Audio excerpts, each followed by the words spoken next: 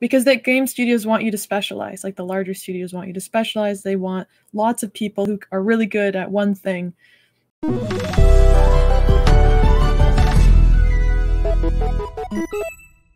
Hello, welcome back to Press Start, How to Become a Game Developers. My name is Ardisasmita, CEO of Asosiasi and the Vice President of Indonesia Game Association, or AGI. I'm going to be your host for today's episode. And as usual in Press Start, we will talk about the journey, how to become a game developers, what skills is needed, what kind of role is there in the game industry, and we will invite the game developer experts in this industry to share their journey, and we hope the story can inspire all of us and have a grasp about what is it to become a game developers. Okay, so stay tuned because Press Start's gonna have a new episode every Monday. So make sure you put on your calendar to stay tuned every Monday. And of course, this podcast is brought to you by Goethe-Institut Jakarta and Indonesia Game Association. All right. Without further ado, today we're gonna have a special guest. Let's invite Saffron to the stage. Hello. Hi. Hello, Saffron. How are you? I'm good. How are you doing today? I'm great. By the way, in what cities or countries are you in right now? So I'm in Toronto, Toronto, Canada.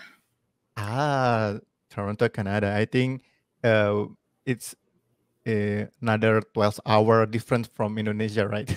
Yeah, it's about 10 a.m. right now. Yeah, all right. It's, I think, around 9 p.m. here. Yeah. Yeah, We totally are on the different. opposite of the world. All right. We before we start, would you mind introducing yourself to the audience? Uh, what are you doing right now in your daily activity as a game developers? And maybe you can share a little bit about the titles that you are working, if you can. Sure. So I am a art director and a freelance artist in the games industry. I'm the art director at Mighty Yell and the creative director at my own studio, Kitten Studio. And then every now and then I might work with some other studios as well for freelance. We just finished the big con over at I say finished, but I guess it's been out for a little while now. But we had a new edition just come out, the Grift of the Year edition. And at Kitten Cup Studio, we are currently working on Pico, which is our team making simulator for cats, which is coming out next year. It's already on Steam, right?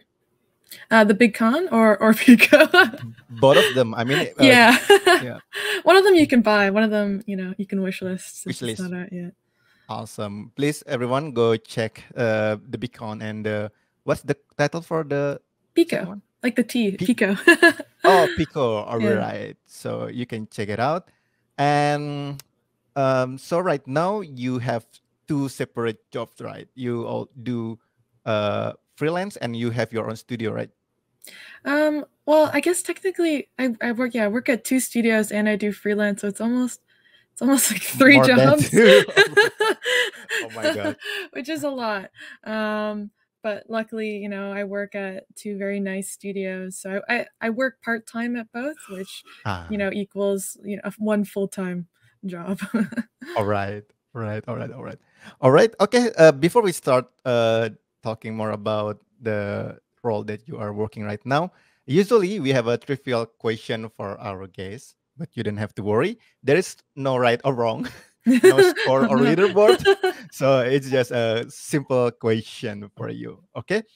So the first question is, Saffron, do you remember what is the title of the game that you first played when you were a child, maybe? That I first played? Yes. I think it was a game cartridge I found in the sandbox. And In it the was sandbox. yeah. Oh my God. All right. It was a Game Boy Advance cartridge, and it was the Legend of Zelda game, the one where it changes worlds. I can't remember what it's called. I remember getting that, and then my friend had a Game Boy, and I think I played it on theirs, and I really wanted one. And it was really confusing because I didn't know. I was like in elementary school there, so I didn't know what Zelda was. I didn't know what anything was. I was just running around, and it was really confusing because it's non-linear, and I was like, I don't understand. Why do I keep going into this weird world? Because someone had Yeah. already played a bit of it too. So I think that was the first game I played. So you don't own a Game Boy back then? I didn't, but it made me really, really want one. And then I begged my dad to get me a Game Boy Advance, and that was my favorite. It's like my favorite handheld console. I played it so much. So Game Boy Advance is the first gaming console that you own. Yeah, yeah. I see. And I think I'm curious about how your child time with gaming. Most of the parents has a quite strong restriction again playing video games, right? Because it make you, I don't know, maybe lazy, stupid, something like that. But is it also happening to you back then with your family? I mean, it made me a game developer, so careful. Careful, kids. You might play games and then make them. Well, my dad's a gamer.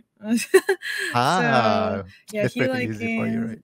right? And my aunt, so my second console, she had an N64, and like Oh. we'd go to Blockbuster, and Blockbuster was still around, and then we would rent the cartridges, and we would play all Mm. those, and then Blockbuster went out of business while we had these. So we just have all of Oh, these old like Blockbuster games in like the old like original like boxes and stuff. all right. So yeah, we so thankfully I think because of that, um there was those gamer influences. My mom was never a gamer. I don't think she was fine with it though, as long Mm. as I didn't like play it too late. So, I would do that thing where I'd be like under the covers, and I would like for a nap, and then I'm playing, Mm. and then like she would like open the door, and I'd be like she's like, I know you're playing, and I'm like oh. All So right. other than that, I feel I see, I see. Well, you're so lucky because not a lot of parents have that play games or give permission for their children to play, even own a device to play game, right? Right, right. All right, all right. Okay. So the first title that you play is Zelda on Game Boy Advance. Next, the Mhm. second question. What is the last game that you play before this recording session? Oh, uh, actually, no. I played Jurassic World. Jurassic World. All right. Jurassic World Evolution. Because I'm a big, I love like management games. Ah. Um, and like inventory management and resource management, and just like something about that like organization that I really like. So Mm. I played Zoo Tycoon and Roller Coaster Tycoon growing up. Oh.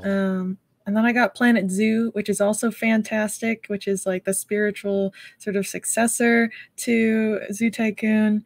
And then this game, I think I have it like two versions of it. I know I got one for free from Mm-hmm. like Epic. So All it's just, right. Yeah. Okay. and it's been on my computer for the longest time. I wanted to be like an archaeologist as a kid, so I love dinosaurs. And it's done by the same developers who did Planet Zoo, so I was like, okay, let's try it out. And I think for the longest time I didn't play it because I don't know. On Jurassic World, I think I hadn't really watched the movies or anything, so. But it's good. And then, oops, I ended up spending like a whole day playing it on the weekend. Yeah. I see. Is it your favorite genre, like game about management, like tycoon, or you have any kind of other genre that you like to play? I Yeah, I really like crafting games. I love exploring and crafting and building. Mm. So, like, I like a lot of survival management games. So, like, Ark is Uh, also Arc. another. Mm. I love building that one, and I like collecting and having pets. Rune Factory Ah, 4 is a really good one as well, which I'm constantly playing. Harvest Moon, Stardew Valley, anything where I can yeah, inventory manage and craft and build and grow. It's fun.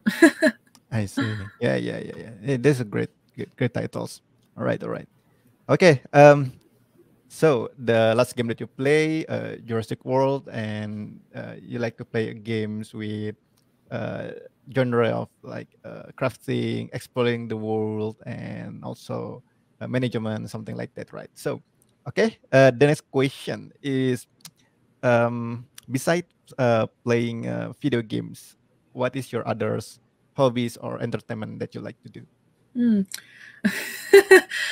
uh, Surprise! I also like just crafting things with real materials. Okay, nice.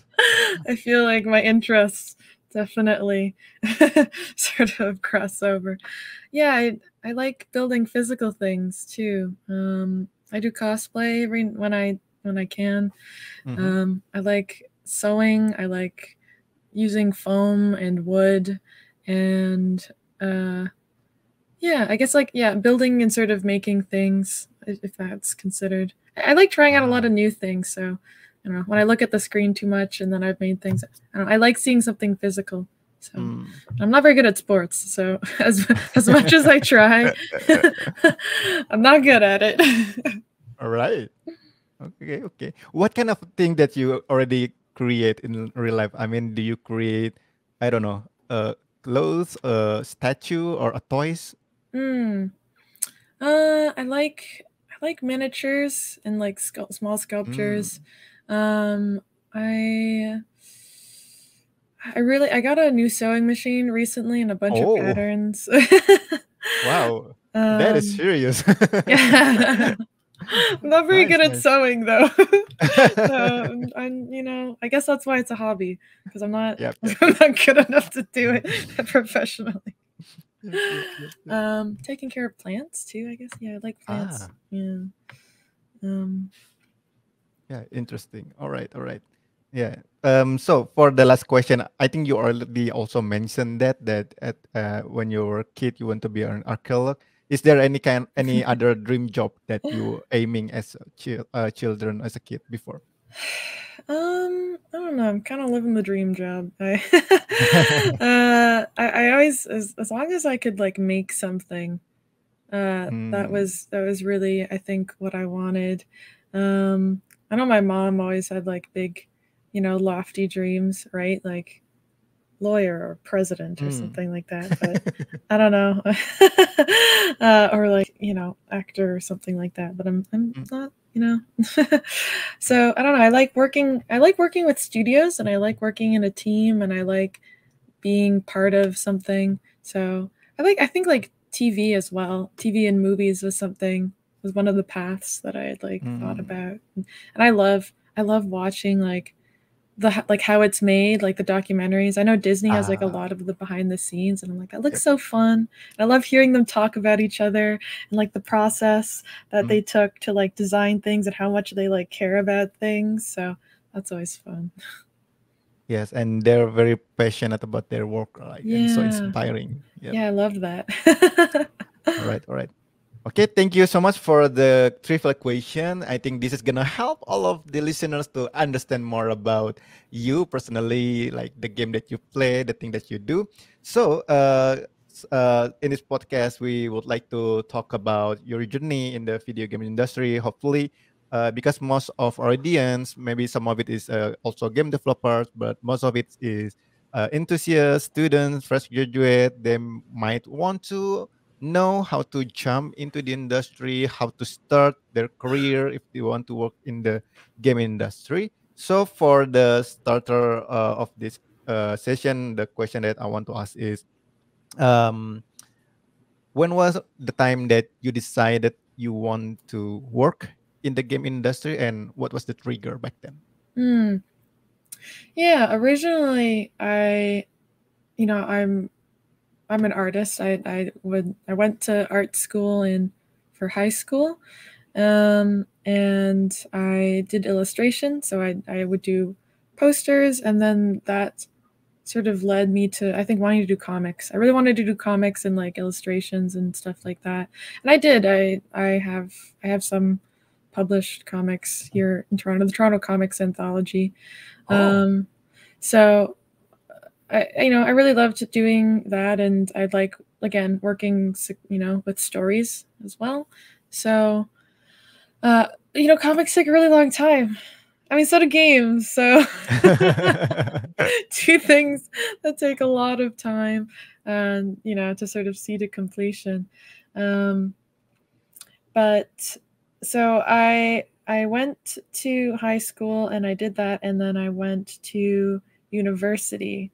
I went to OCAD, and at OCAD there was this new program, right when I was graduating, called Digital Futures, and it was the first year for its undergrad, because I think it already had a graduate program. That was the first version. So this is the sort of first year for our cohort, and luckily I got accepted. I think I applied to like 2 schools, and OCAD accepted me, thankfully. So, yeah, the program was supposed to be about, it has a long originally had a really long acronym. So the original acronym was Digital Futures Technology Innovation Design Art, I think, DFT. Wow. Wow, that's a long name. But it's supposed to be, sort of training us to be like these X-shaped designers, people who are, I guess, entrepreneurs who sort of are studied in practical and in theory. So, trying to, I guess, teach people to be like the more like directors and stuff like that. And in some ways it was, good in that way. But there was also, I think, we wanted some of that practicality. So there was some there. In the end, I'm really happy that I went, but I remember there were frustrations that people had, because we weren't making certain things or the portfolio that we wanted. But because of that, it had sort of opened up sort of all these pathways and sort of exposed us. Like, that was the whole point of the program, luckily. So we would do like excursions to all these different like potential workplaces. We looked into like healthcare and wearable technology and video games and opera. Wow, that's so diverse. All right. It's a lot of different things. And interactive media and art. So a lot of stuff we were exposed to. And then I think that sort of narrowed itself down. We did a game focused sort of atelier program.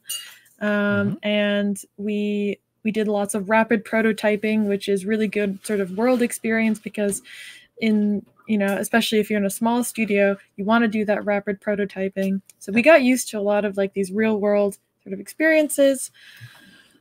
And and that led to us sort of like talking with studios and the people and networking in the industry in Toronto, and then that eventually led to graduation and then work.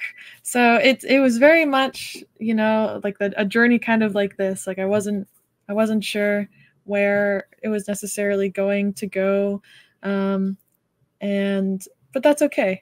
And I'm happy where it led. I'm grateful for all of the different experiences that I had, and it definitely, it all like informs each other as well, I think. I see.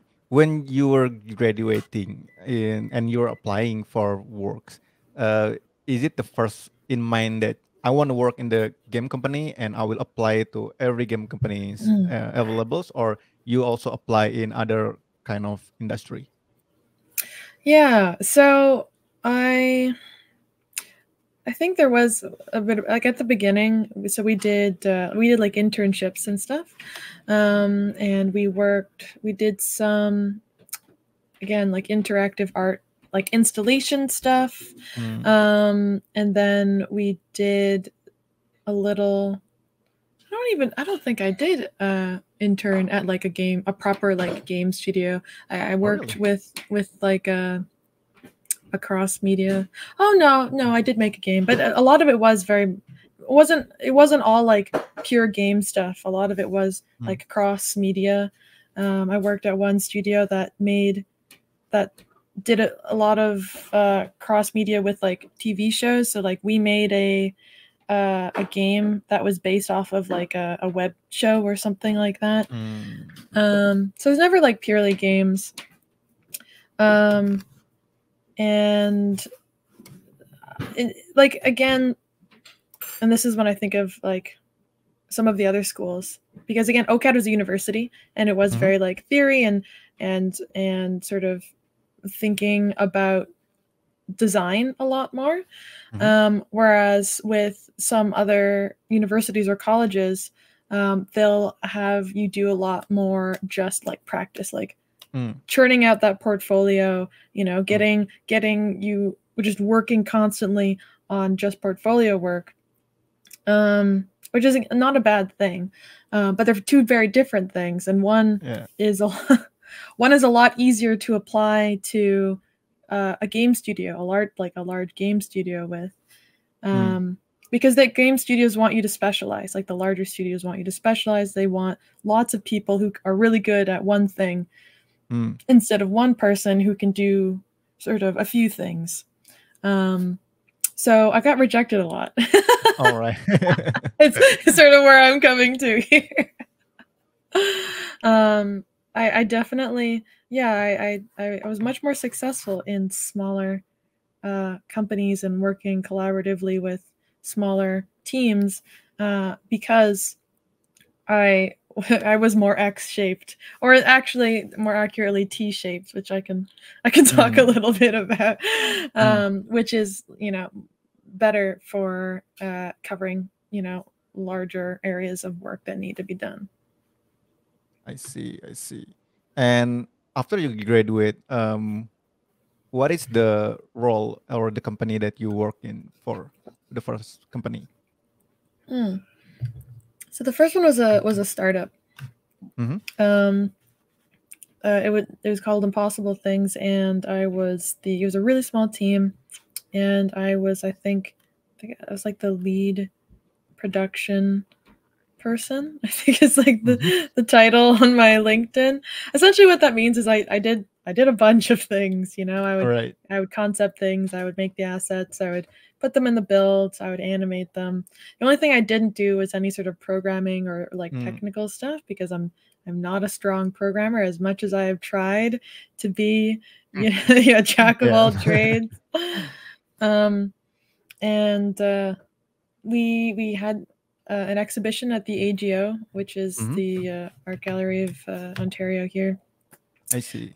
And it was essentially this app where you can hold up your phone. It was augmented reality. You could hold up your phone to like a painting, and then on your phone the painting would come to life, because we had sort of taken it and put it into Unity and done all of that. So that was my first, I think, real job out of university. Is it a game company or like a general interactive media company? Yeah, more general, like interactive media, working with lots of like other forms of entertainment and stuff. I see. So, so in this experience, you didn't get a chance to work as a game developer, right? Mostly creating apps, or you make games too? I think like when I was leaving, they were working towards building a game, but it was mostly apps. I think it's mostly, I think, about what kind of jobs and clients, right? Yep. So I think when I left, they were working on another app as well that I was there for a little bit at the beginning. As far as I know, I think just apps. Yeah. I see. All right, but the thing that you learn over there will also like give you experience. Is it useful as a game artist or illustrator in the future? It was definitely useful. I worked so we use Unity, and Ah. we worked a lot in that. Everything else, so we I use Photoshop as well, and there was a lot of that sort of working to, because we had to take the paintings, the scans from the paintings, and then uh, either cut them out and sort of animate them, or turn them into like 3D models.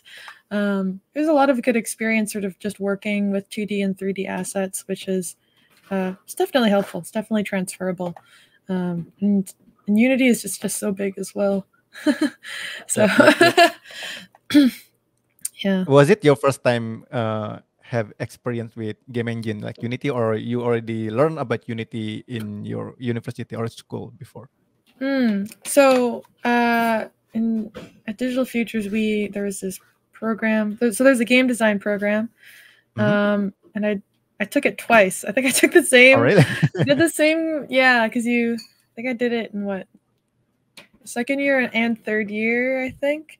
Uh-huh. And it's a really great program, fantastic professors. Shout out to to all of them over there. Shout out. Um, and yeah, there's a competition, a student competition here in Toronto as well, called Level Up, where all of Mm. the universities and colleges, who are doing game programs, sort of participate in. Mhm. And it's really great.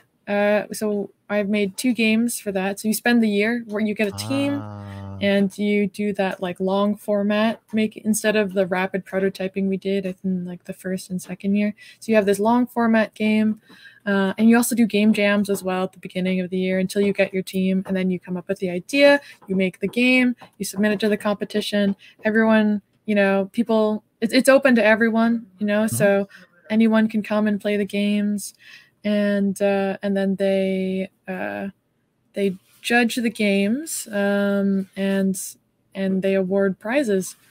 Um, Ah. so yeah, there've been a lot of good like publicity for that, and for networking with other people, and if you're looking for like a job as well, you can sort of scope out either people who you want to hire, or Mhm. people or people you want to work for. Actually, one of our programmer at Kitten Cup, Mhm. we met. From that. Yeah. Ah. He was working with another. He made a different game, Mhm. and he was recommended to us, and then we reached out to him, and 4 years later, here we are. 4 years later. Interesting, interesting. I think that's really important to be connected with each other, right? Hmm, Nice, hmm. nice. All right. So, after you work on your first company, after that, did you landed into game companies, or still interactive media companies, or another industry? Yeah, so what happened was I worked at Impossible Things for a while, and then so there's another indie studio in Toronto called Mhm. Drinkbox, and they made Guacamole. Ah, I know that game. All right. So they were looking for a 2D environment artist, Mm-hmm. and they had reached out to me, and asked if I was available, and I said I would love to work. I would love to work with you guys. So that's what I did, and I worked there for a contract, and I worked on Guacamole too, and that was really I fun. And they're all see. really nice people. Yeah. That's really interesting. How they found you? I mean, they contacted you, right? So how can you get into their radar? I mean, like, hey, this is a two D environment artist, and Yeah. Excellent question. How did they find me? Actually, I think it was because I was friends with another game developer. I don't remember. I don't remember if at this point I was working at the same time, but hmm? there was another contract for another game, with Super Crush KO by Vertex Pop, which is another game that I Mm. did sort of freelance work for, and I'd worked with the devs there, um, and they had, I think, just I think recommended me. So it helps, to have friends in the industry, and to get to know people, and I think, yeah, I'm quite fortunate that sort of my friends liked my work and they recommended me. So, yeah. Yeah, I think that's how the industry work, right? If you manage, I mean, have a good networks, be nice with everyone, then someone will recommend or give referral to you, right? So, Yeah. My my one big like piece of advice is, in the industry, don't like look to network with people. Look to make friends with people. People can mm, tell when when you when they want when you want something from them. mm, So just approach people like you would any other person, I think. And if it goes well, then it goes well. And I think that's like the best way uh, to approach wow. that. Wow, that's really interesting. Like be genuine, right? Because usually, like networking, usually, your the image is like, I want something from you, Yeah. something like that, right? Yeah, I want a job, or Mm, I want you to promote me or something. Yeah, it's be genuine, make friends. be genuine, right? Make friends. I see. When you first join, like coming into the community, like the industry, at first as someone who haven't built a game before or never worked in the game industry, how did you blend in? I mean, do you have like some kind of like preparing some portfolio or like learning about the industry, or like you can just easily jump into the community and make friends? Mm. I think that's because I went to university for it. Like there was some like level of like teaching, right? Mm-hmm. Of sort of like development, I think. Mm-hmm. So I think because of that, and then it was also like, okay, go do game jams. I did a lot of like outside of like we weren't forced to go do game jams. There's the global game jam and then there's Toe Jam here in Toronto.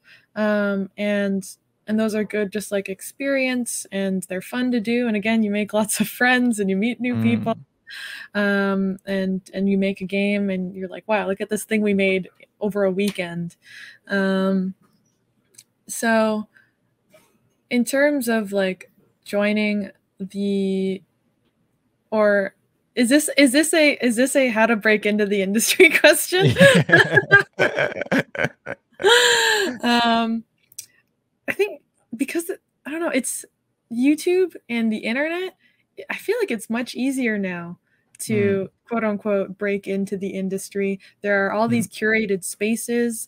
There are discords, right? There are which I feel like is, I don't know how many people still use like classic forums these days. I know there's like Reddit or whatever, Reddit, yeah. but I feel like Discord is is really what has sort of taken over now.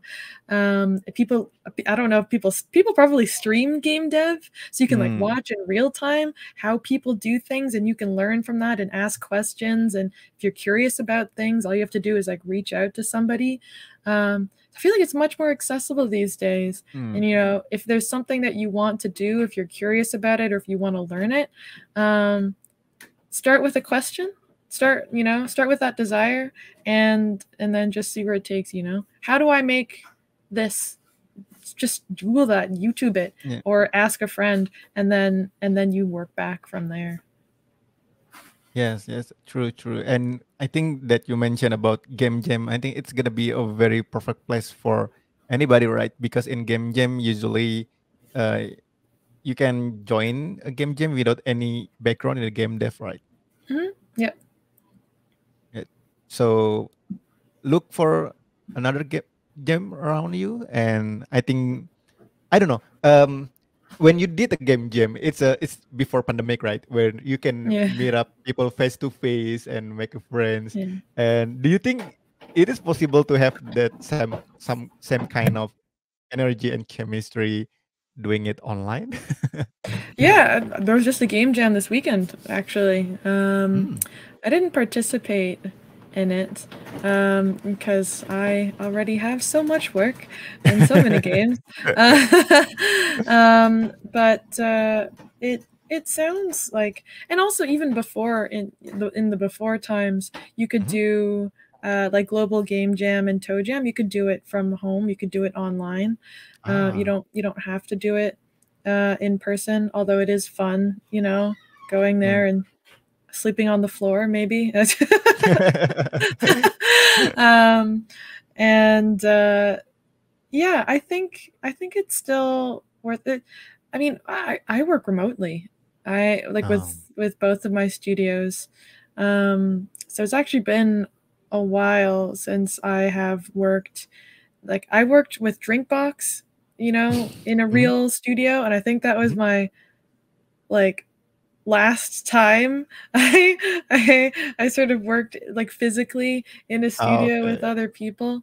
So I definitely think, yeah, virtual sort of game jamming is you can still I think get some of that. I guess you don't meet as many people, but you know, but I think it's still good. I see. So for you who listen or watch this podcast, just like try to find a game jam. I think this is a good start for you to make friends, not a connection or network. Make a friends, make friends in the game industry. Maybe they can share insight, knowledge, and just having fun. All right. So let's get back to your story. When you work as a 2D environment artist for Guacamole, right? Do you have any experience before doing like environment assets to the environment? Hmm. So, yeah, going back to impossible things and sort of the experience that I had, because I had I had that experience working in Unity and Hmm. working with those 2D and 3D assets. Hmm. And also like I had done Level Up. There was some experience, like student experience, but still Hmm. experience on my Yeah. resume. I think that that helped. And oh, also I think I was very active on Twitter. Um, Ah. so I would make things in my free time or the projects that I did, and I would post that on Twitter. So, and I have a Mm. portfolio. Um, but like they would see that I'm doing things, and I think that also, even though I hadn't previously worked like at a game studio, and Mhm. like there is that acknowledgement that I was like a new a fresh grad, fresh out of school. um, so yeah. Yeah, I think there are also nice advice, insight for everyone to put your works out there, like put it on Twitter, put it on everything, so you can get spotlight, right? Someone can see you and someone can uh, ask to ask you to join their project or something like that. But regarding the skills, Saffron, I mean, like before you create a 2D or 3D asset, something like that. When you're working in the gaming industry, like creating video games, is that a challenge for you to adapt? Like this is new things, something that I never done before, or like this is the thing that I already learned in the university and I already did that in my previous company and easy to do. Hmm. It depends. I think it really depends on sort of the project and the team and the pipeline. Some are much, easier than others. There's definitely a lot that I have learned, just from Mhm. working, over the years, that I had never done before, that I had like maybe an idea to do or I had to sort of like learn how to do. Um, and then, there's always that sort of trial and error, and as you as you work on it and as you sort of go along, you become more efficient at things. You realize, Mm. oh, why am I doing it this way? This is much better to do. I think feel like one of the things that maybe I've always struggled with, or that I probably find the hardest, maybe is realism. Realism's hard to do Mm. well, I think. And I like stylized stuff. I like low poly stuff. I like stuff that's a little bit more, yeah, like stylistic, I guess. So when it comes to, as much as I like seeing how people make realistic stuff, Mhm. it's very technical, and especially like when I think of probably like the AAA and sort of those pipelines, it is very different. And very specific, and you have to do things to an industry standard, and Mm. making sure that it is done their way. So we weren't really taught, I think, or like I know a little bit of some of these pipelines, like of doing the high poly sculpt, and then you retopologize it, and you make it low Mm. poly, and then you take them and you put them together, and so that it looks high poly, but it's low poly, and Mm. you have to have both, like the artistic skill, but also the technical skill. Technical, yeah. And I remember working in Unreal All for right. like a competition back again in university, and no one had taught me how to use Unreal. All right. And I only knew the very like basics of what I knew from Unity. I was like, it won't be Mm. that bad. Maybe it'll just transfer over. Like kind of. That sort of student mentality of like, I can do it. And I did do it. And I did it in a very short amount of time. Was it the best? Did it win? Did it get me the job? No. Mm. But I can probably go back into Unreal now and be like, all right, I kind of get Ah. this. Yeah. Yeah, that's a great lesson learned. Yeah. I mean, the mentality of that, I can do this.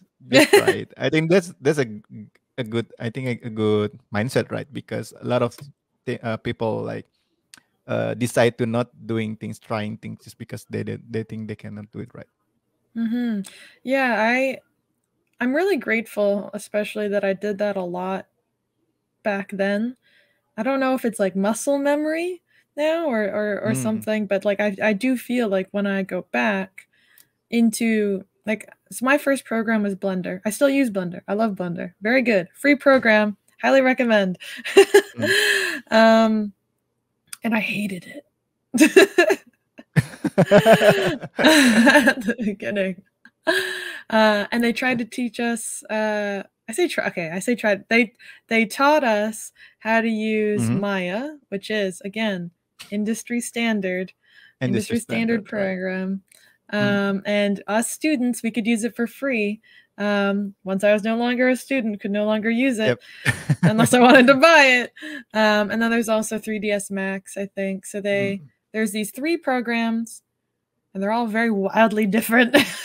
Mm. But 3 programs to 3D model, and yet they were so difficult. And I remember like trying to be taught how to use Maya, and then trying to use Blender, and I think at one point I was like, I'm not doing this anymore. Goodbye. I'm breaking up with you, Maya.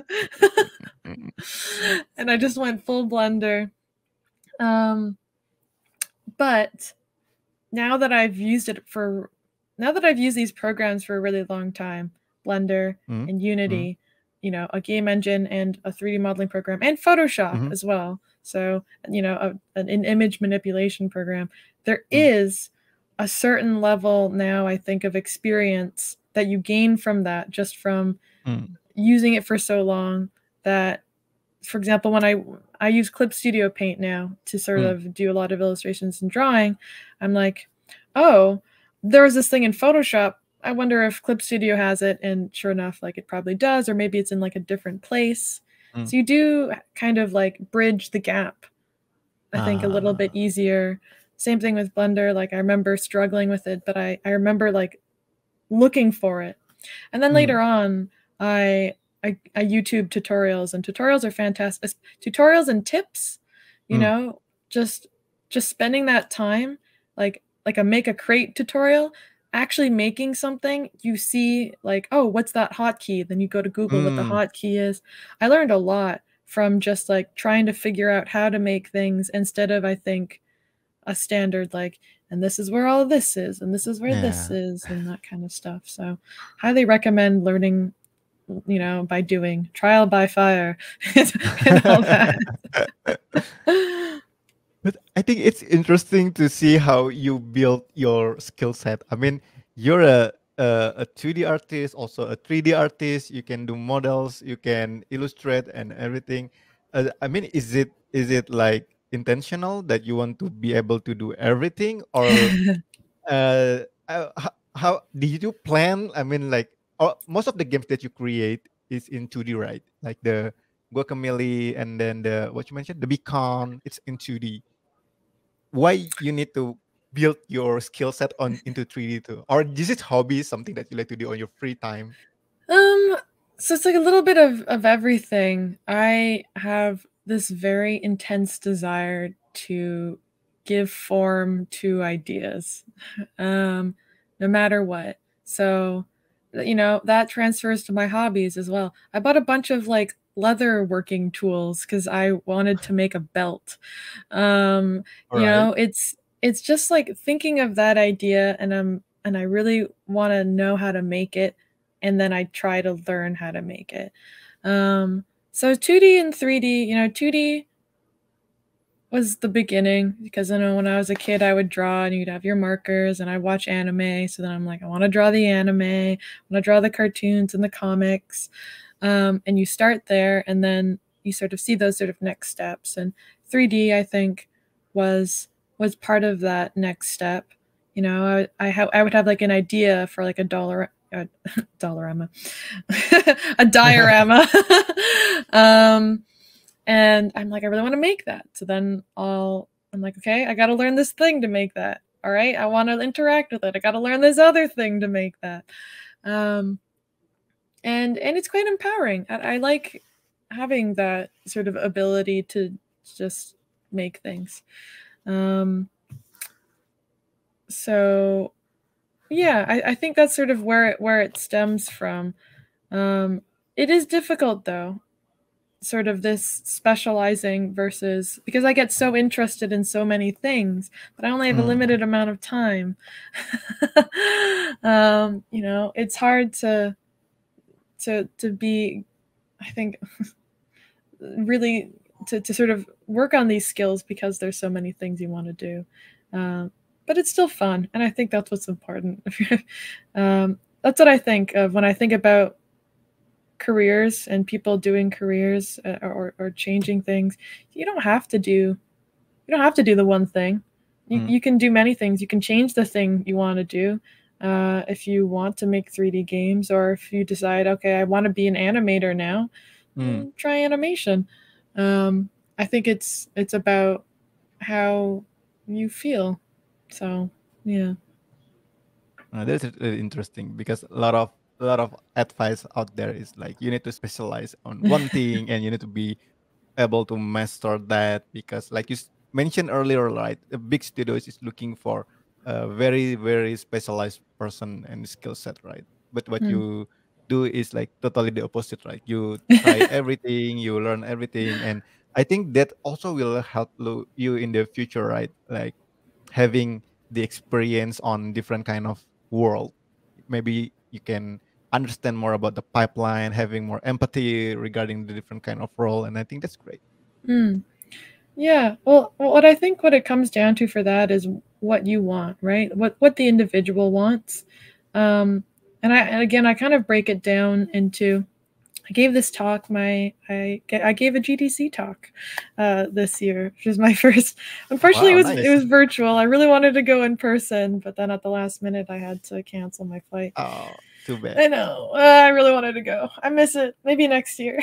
Next year, let's do it next year. um, and that is I give a little talk about the difference between a creative director, an art director, and an artist, Mhm. especially because I found myself and find myself in the position of all three. All of them, yeah. Yes, which you don't need to do, but like again, it comes to your intent and what you want. So you could just be an artist and really Mhm. focused on that one thing, and that one thing is what gives you joy.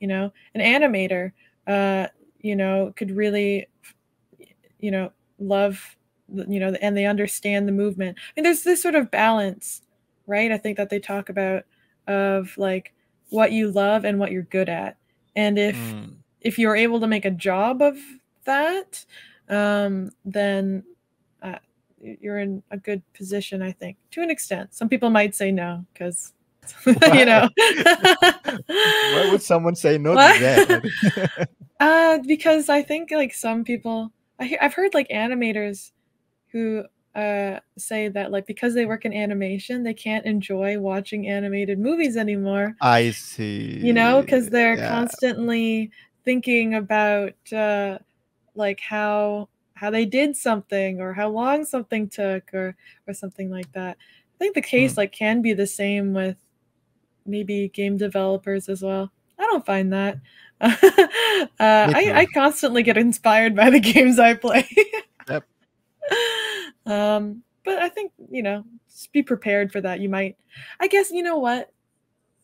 I there was this point where because I was drawing and making games, I was Mhm. doing so much like interactive stuff and like 3D modeling. I'd originally done it like for fun in my free time, and now that I was doing it as a job, I wanted to do something else, maybe in my free time. Mm. Um, so I guess like just be prepared if that's what you want. But yeah, so if you're a singular, if you're an artist and you want to make those things, and go ahead and do that. Uh if you want to create larger stories or studios or these Mhm. larger things, maybe you're more of an art director or creative director. Really the only I think main difference for art directors and creative directors is sort of that level of where you are talking with people, and that skill level that you have. If Mhm. you have that sort of, artistic and design knowledge, and are able to make those decisions, I think is maybe the main difference. So you can be any of these things in game development. It's just what you want to do.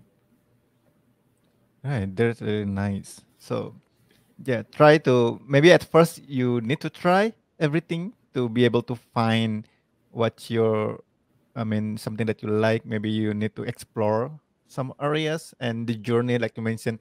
And at first that you try everything until you find something that you love. I think this is something that the process that everyone needs to do, right? Hmm.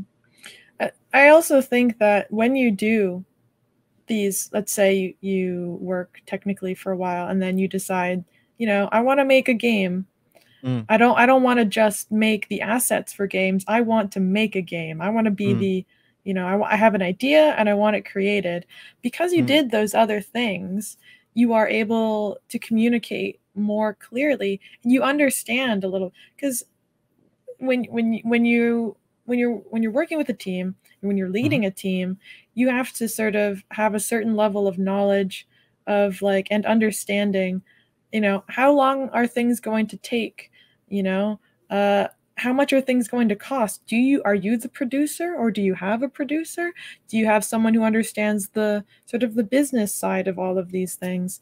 That's why we have other people to fill in, for to make up for what we lack. Um, Not to say that you can't also have this knowledge, but it just makes it so much easier to yeah, communicate and work with other true. people. Is that the reason why you decide to create your own game, Pekoi? um, Partially. Also, no one I couldn't work at the game studio that I wanted to, so I just made my own. Is what I say. Um, no, but like it just sort of happened. It developed somewhat naturally. Um, we worked on Pico in our free time for like a while. I knew I wanted to make this idea, and I as an artist, I was just making things, but none of it really connected to anything. They were all mock-ups. It was all just visual development, and I was trying to sell people on the idea. And I thought, okay, well, what if I started sort of working with other people? What if we made a prototype? What if we started shopping the prototype around? Mm. And then we applied to the Ubisoft Indie Series, Oh. and we won the National Bank special prize from that, Oh, that's which nice. very thankful for that. If it weren't for that, I don't know, we would have had to keep like pitching the game, which is what you do. If you have a prototype, you keep pitching and you keep Mm, hoping until someone gives you money, or you keep mm, making it for free in your own time yeah. with your other jobs.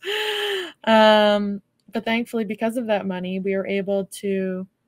We have Ontario Creates here Mhm, in it's a grant system, and we were able to apply with the money we were given. So we were able to match that money to work on a larger prototype. mm, Um, we incorporated the studio because you need to be a actual business to mm. apply for this grant, and to sell the game as well. To put it on Steam, you need to be an incorporation. So we did all of that. No one taught me in school how to do it, so it was a lot of very much trying to figure out. But thankfully, I had my friends, I had my network. I asked Mm, people who had done this before, um, you know, what do I do? What am I doing? yep, What do yep. I do? How do you do this? Is this normal? I asked like so many questions. I'm very thankful to all the devs and friends that had helped me along the way. Um, so just ask so many questions. Ask all of the questions. If you don't know how to do something, and then hopefully you just do them, and you learn. That is really amazing. So, the Ubisoft program, is it like open for everyone to join in, or there's like some it's only for in Toronto area or something like that? I think it's only open to, yeah, the province that the studio is in. Mhm, So I know that there's several studios. I know that Ubisoft Toronto does the indie series. mm, They also have a student competition, the next student competition, so which I had applied to for a few years. mhm, Um, I think there's the studio in Montreal as well. And I think, I don't know if the other studios, because I know they have other studios do it. They might. mm, And I don't know also if other studios have similar initiatives, mostly because I haven't really heard of it or mm. looked necessarily. But it's worth checking out, I think. Yeah, Um, I do know that you can apply, to a AAA studio just as is, but I guess like in terms of I know that like what the animation studios like Disney and such and Pixar, and they have like portfolio reviews and such. mm, Maybe other game studios. I don't know if like Blizzard or Ubisoft or whoever, mm. also does those things. But if that's a place you want to work, it's worth sort of. It's never too early to just like reach out and let them know who you are. And Mm. worst case scenario is they just don't reply to you. Yes. you know the you know the best thing to do is to reach out and chat with people, even if you don't think you're necessarily ready. Mm, I know people who won't do anything because they don't think that their yeah. portfolio is at like a level yet. But and I've reviewed like plenty of portfolios as Mhm. well. Um, and it's always worth it. You get if you can get feedback from people, experience, um, and it doesn't hurt. So. I see. See, I think the program that you mentioned, like Ubisoft or big studios trying to help the ecosystem, like the smaller indie company, I Hmm. think that's really great, right? And you also mentioned there's some uh, initiative like portfolio review, something like that, that really helps like aligning the students or the fresh grad or the one who doesn't know anything about the game industry to be more, I don't know, maybe more focused, aligned or something like that. I think that's great. That's something that we don't have in Indonesia because we don't have any AAA company in our country right now, and it's great to have that in your ecosystem. And you also mentioned about the funding. Is it from the government? Yeah, so there is the Ontario Crates. Mm-hmm. It's an initiative, or yeah, it's like a government grant funding system, Mm. where you know pitch your ideas. So they've like several different ones, Mm-hmm. but ours is the Interactive Digital Media, the IDM fund, and you can pitch your ideas there, and they'll match half of your funding. Essentially, you need to have a certain Ah. amount. You need to have a certain amount already, like in cash, Mm-hmm. but then they will, sort of match the rest, of your I budget. see. It's really, really helpful. Thankfully, because of that, I think a lot of Toronto's game studios and indie we have a good, I think, indie dev Mm. community. It's pretty well supportive, um, and or it's supported. But even then, I think I guess like when I think of the big ones, like the states also. I guess like Mm. California, when you think of like entertainment and industry, Mm. California and San Francisco are also these big sort of like tech hubs. Um, Mm.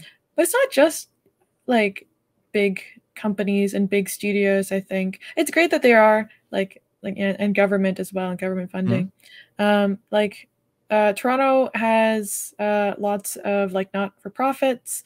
We have Hand-Eye Society here as well, and sort Ah. of community led game and entertainment spaces. We have TCAF here, which is not which is not which is not like necessarily a community sort of led grassroots thing, because it's a very large international comics convention. Ah. But like, I think if you don't have a community, you can always build one, right? And try to get, if you're whatever it is you're lacking, Mm. funding or something, there are ways to get it. It's not always easy, for sure. Yeah, um, absolutely. but I always find that I love communities and teams. So if you find that you're not finding what you're looking for, then try and make what you're looking for. Try Mm. and find those like-minded people and build that thing. I see. I see. All right. I think. Oh, it's so nice talking to you, and we already passed our time. It's more than 1 hour already. It's so Sorry. nice talking to you. That's okay. That's okay. I think there's a lot of interesting things that we can discuss. So I think for the last questions, for every new game developer, fresh graduate, or anyone who wants to try to start their career in the game industry, do you have any advice for them? Any advice? Yeah, I don't know. Make friends, make games. That's the advice. Just do it. Just do it. Just do it. And don't.